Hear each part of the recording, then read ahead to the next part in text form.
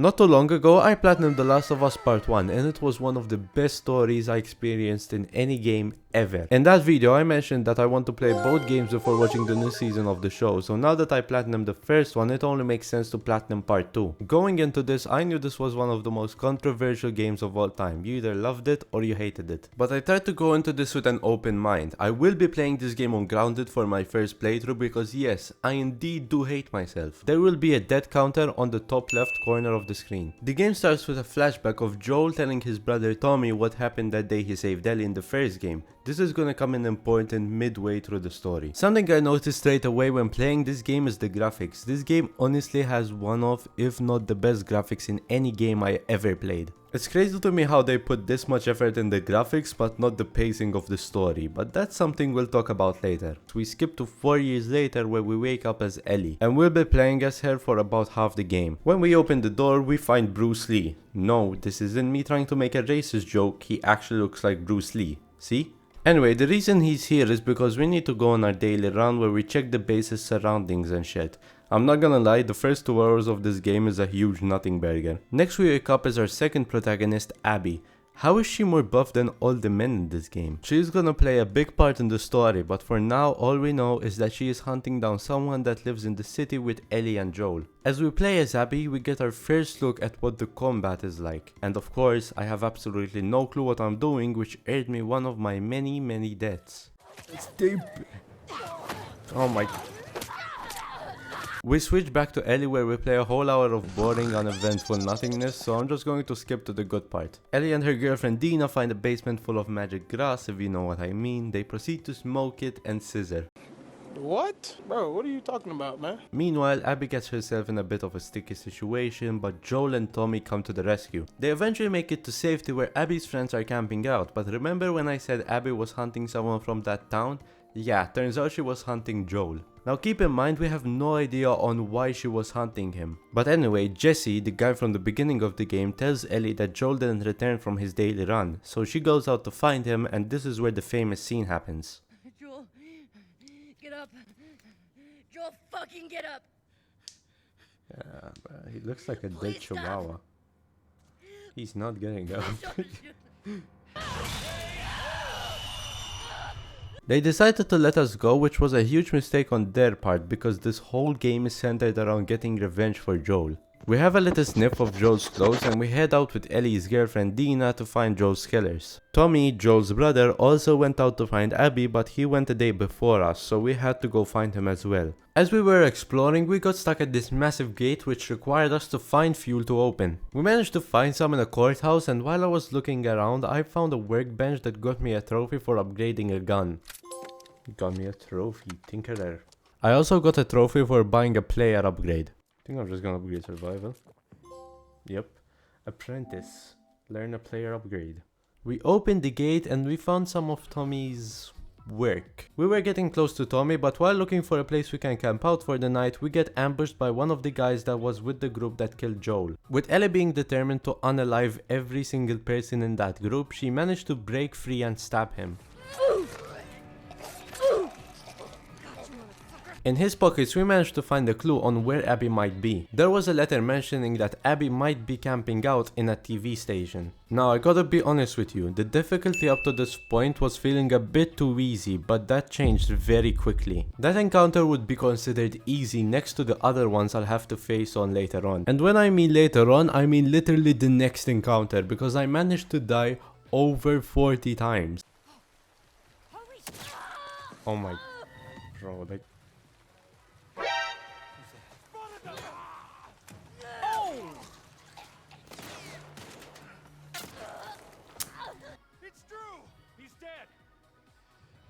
Out there. Fan out, people. Go. I'm dead. It's there. Like...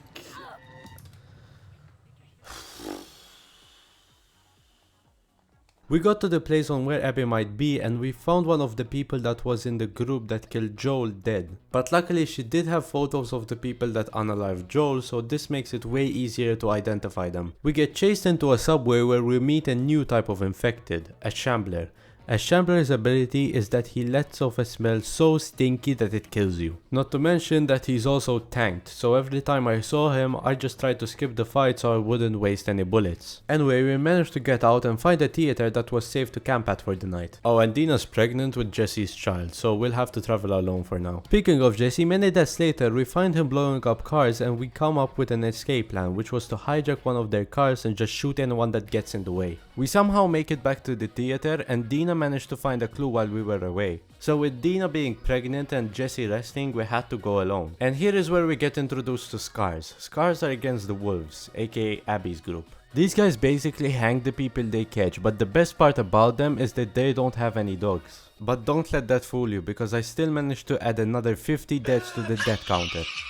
But I did accidentally get a trophy for grabbing a collectible. Anyway, we eventually find Nora, another one of Abby's friends, and we beat her as much as my father beats me. Before her death, she did give us some important information about Abby. Apparently she's hiding out at an aquarium. But before we headed out, we got a flashback of Ellie finding out that Joel unalived the Fireflies, which broke their friendship. I'll go back. But we're done.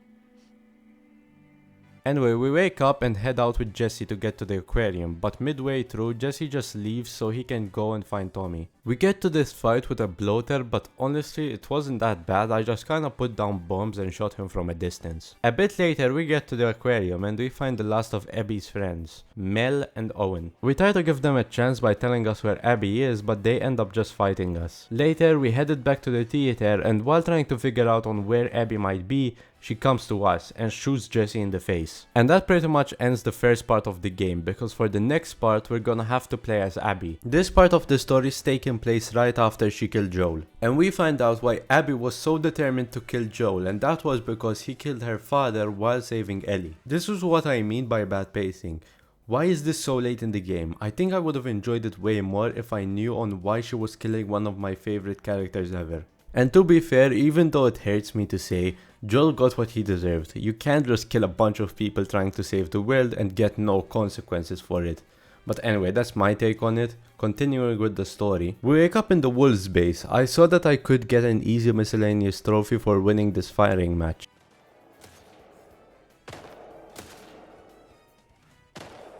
Bitch. Oh, there it is. Sharpshooter. Win the marksmanship competition.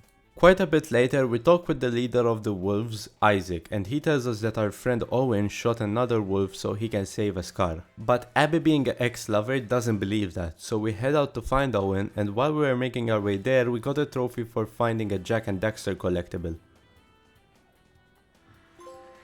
Oh, Relic of the Sages.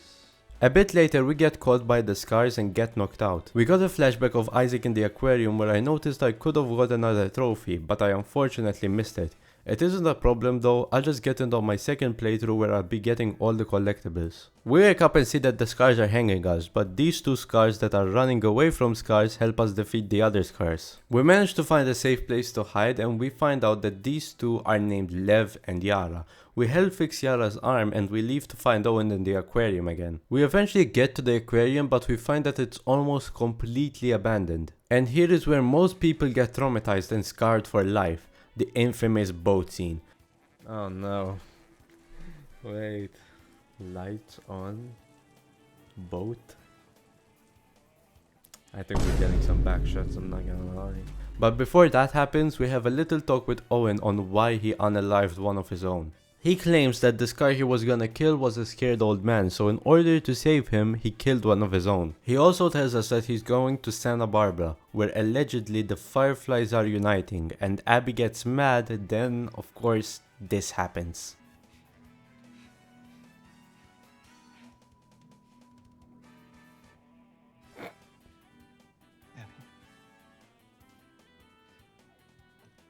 Oh, but the way she's taking back shots is so tough.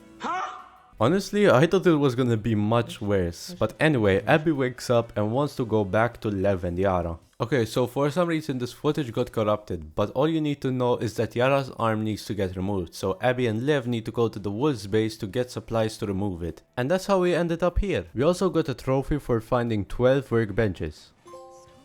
Oh, and the Enfield.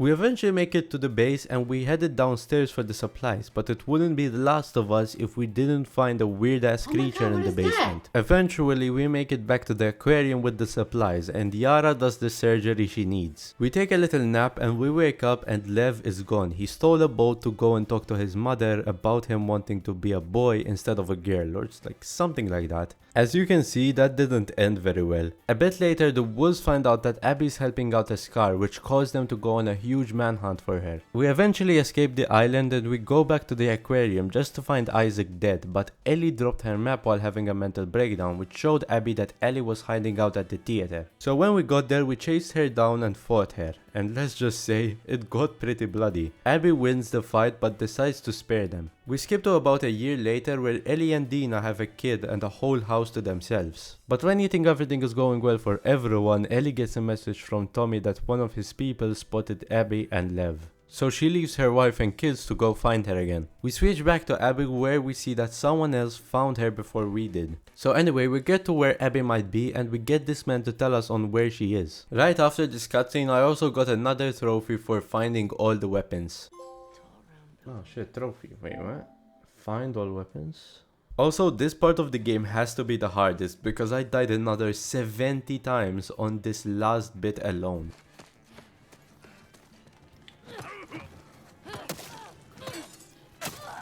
Bro, I fucking hate this part so much. There's so many dudes, bro. Oh my god, all the way back, bro. Oh my.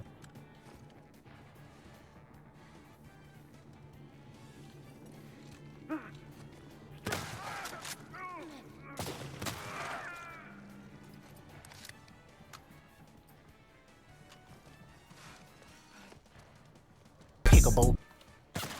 Bro, oh my god, bro. He went invisible.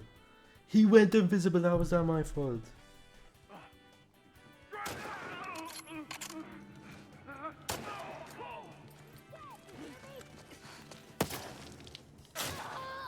How? When did you go there? When? Since when was he there? Bro, Ellie just shoot the gun!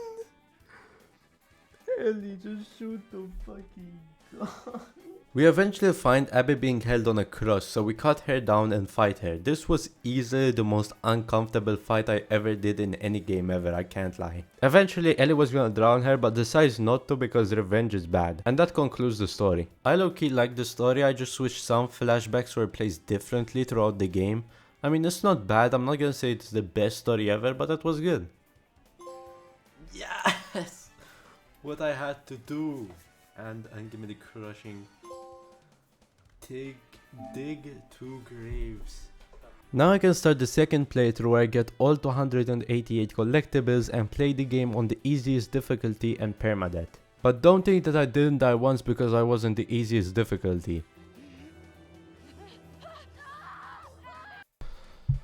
Oh my god, bro.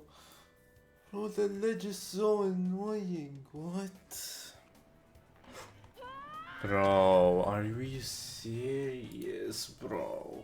Anyway, let's start with the trophy cleanup. First we got a trophy for collecting this ring in a vault. A few minutes later we got 2 trophies, one for fully upgrading a weapon and another one for fully exploring downtown Seattle. Then I learned all player upgrades in one branch. After I put a hat on 2 dinosaurs, then another one on Joel for a trophy. Then I found all training manuals for Ellie. Next I started getting the collectibles for Abby and the first one was for collecting 5 coins. A bit later I got the miscellaneous trophy I missed the first time, which was the archery game. Then I unlocked every safe and found all workbenches as well as upgraded 25 player upgrades. Finally I unlocked the permadeath trophy, but I did miss some collectibles so I had to go back and chapter select to clean those up. Okay, there it is. Archivist. Find all artifacts. Okay, there it is. Numinismatetis. Boom. Master set. Now that all the trophies were done, all that was left was to craft every item, learn all player upgrades and fully upgrade all weapons. So that was The Last of Us 2 Platinum Trophy. I low-key enjoyed it until the very end, where I had to replay the game for the third time.